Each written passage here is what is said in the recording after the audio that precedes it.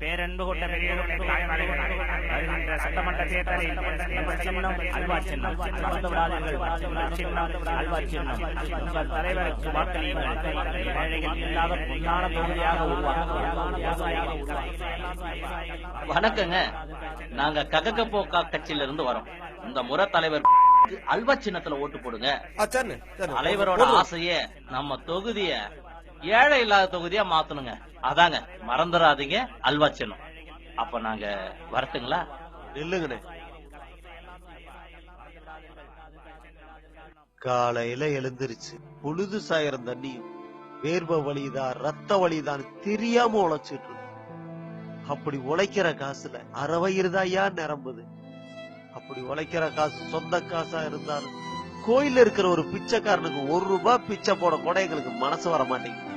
உங்களுக்கு மட்டும் ஏதி அவ்வளவு பணம் வாரி இறக்கிறீங்க. அப்படியே பணம் வேற கருப்பா இருக்கு. உங்க மேல உள்ள அக்கறையில் தான் என் தலைவர் செய்யறாரு.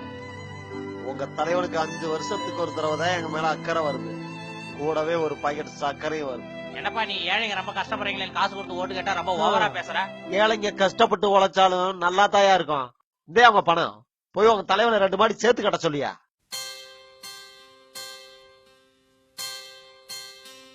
ஐயா, யாருக்கு வேணாலும் ஓட்டு போடுவோம்.